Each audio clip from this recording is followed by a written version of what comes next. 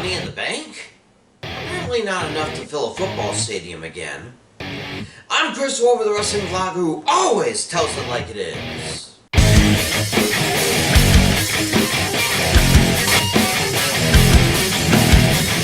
This isn't the first time the WWE pitched a premium live event in a football stadium for close to a year, only to have it downsized. Way back in 1990, right after WrestleMania 6, they promoted WrestleMania 7 will be taking place in the LA Memorial Coliseum, home of the 1984 Olympics and then home of the then Los Angeles Raiders. They predicted 100,000 or more people to pack the stadium for the event. But as the time of the event got closer, it looked like they weren't going to fill those seats, so they changed the venue to the now demolished LA Sports Arena, one of the venues from WrestleMania 2. They claimed it was for security purposes due to Operation Desert Storm, but I think we all know that the ticket sales were pathetic. Last August, during SummerSlam in the Allegiant Stadium, home of the Las Vegas Raiders, they plugged Money in the Bank in the same place 11 months down the road. And they even plugged it as recently as a few months ago, but for one reason or another, they had to move it to a smaller venue in Vegas. So, I guess the lesson to be learned by the WWE is this: don't promote a PLE in the Raiders' home stadium a year in advance. Well, despite the diminished crowd, the card appears, well, slapped together really, but still decent. 2 women's title matches, a secondary title, the tag team titles, and of course the 2 titular matches for future championship consideration. Small, sure, but the quality is potential, and I'll try to keep my streak going. Here are my predictions for Money in the Bank 2022. We'll start with the United States Championship. Theory defends against Bobby Lashley.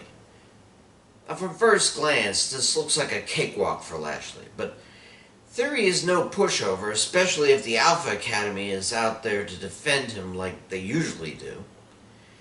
And Theory's no idiot. He knows he can just take off and run like hell to the back room, just like The Miz did against Lashley a year or so ago, still keeping the title. The question is, will Lashley even allow it? Sure, Theory's a coward and has champ's advantage, but Lashley's faced a coward before, so I think he's ready for any escape plan Theory may have, well, theorized. He's ready to take back the title belt he introduced. Winner and new champion, Bobby Lashley.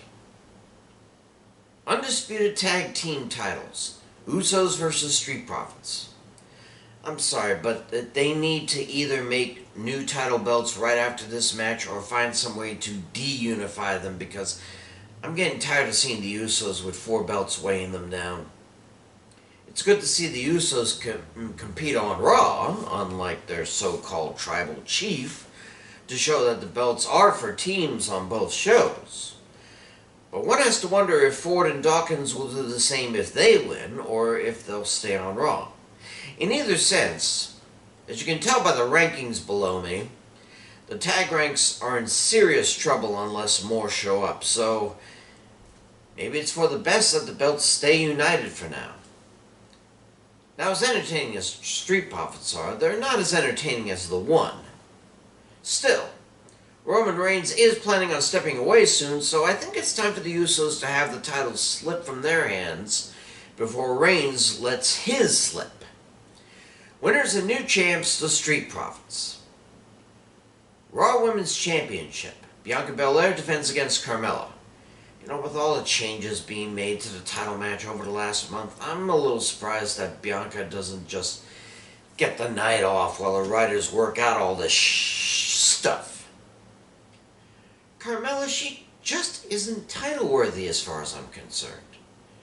Remember, she more or less started as a valet for a loud tag team that wore out its welcome in the WWE pretty early. That face protector angle was all she had for a while. I'm not sure if she's ditched it, but given she hasn't worn the mask in a while, I'm guessing she did. Mela is so not money these days. Winner and still champion Bianca Belair. At least for a brief while. More on that later. SmackDown Women's title, Rowdy Ronda Rousey versus Natalya. Look, I have nothing against Rousey as a champion. She's proven she's strong and resilient in the ring. It's just her promo work that is seriously lacking. And if there's one thing the McMahons love in a superstar, it's good promo work. Rousey, not so good. Natalya? I mean, you don't get to be the daughter of a guy known as the Anvil and not be good at promo work. But I'm not saying this will translate into a win for Natty. After all, she couldn't even cut it in NXT 2.0 for a brief while. Rousey will just have to hang on until SummerSlam, provided she does get her promo game up. Winner and still champion, Ronda Rousey. Women's Money in the Bank ladder match. Winner to receive a Raw or SmackDown Women's title shot at any time in the next year.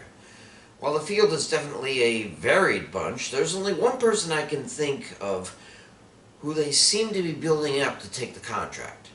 It's not Lacey Evans. She just came back, so she's not quite ready. It's not Alexa Bliss. I'm still not sure where she fits now that she's back. It's not Raquel Rodriguez. She's still a rookie coming up from NXT. It's not Shotzi, because it just isn't. It's not Liv Morgan, though Lord knows she's earned it.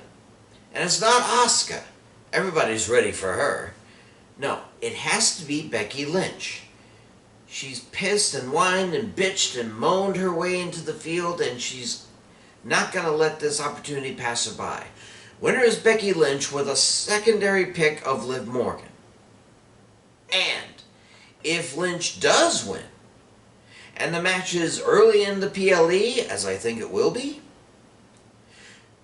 Lynch will then proceed to jump on Bianca Belair after her retention of the title and finally take back the belt she pined for. Now, if this match doesn't happen, I'll mark it as a miss in my predictions. Finally, Men's Money in the Bank ladder match. Winner to get an undisputed WWE Universal Championship match anytime in the next year. Do I think whoever wins is going to take Seth Rollins' advice and cash it in at SummerSlam against either Reigns or Lesnar? Damn Skippy. If their match there is anything like their match at WrestleMania, one of them won't be getting up without assistance and the other will be barely on his feet. As to who the person cashing in will be, well, that's a toughie. Well, not Drew McIntyre. He has a date in September with the champ.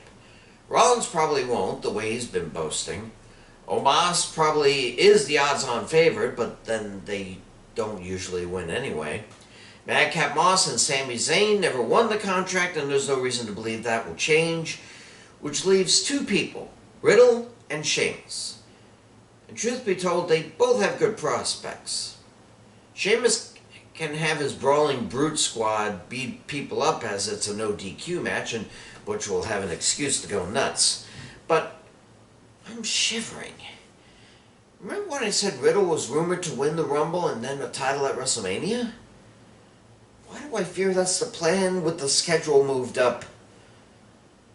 Not that he wouldn't be a popular champion, I just still refuse to see it that way. And yet, between him and someone who already took the contract before, I'm afraid there's no other choice.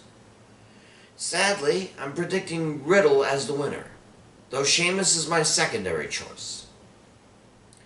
Those are my picks. And for the record, I'm not moving this column to Daily Motion anytime soon. I'm Chirs Wolvie, the wrestling vlogger who always tells it like it is. Stay safe, pray for peace, and I'll see ya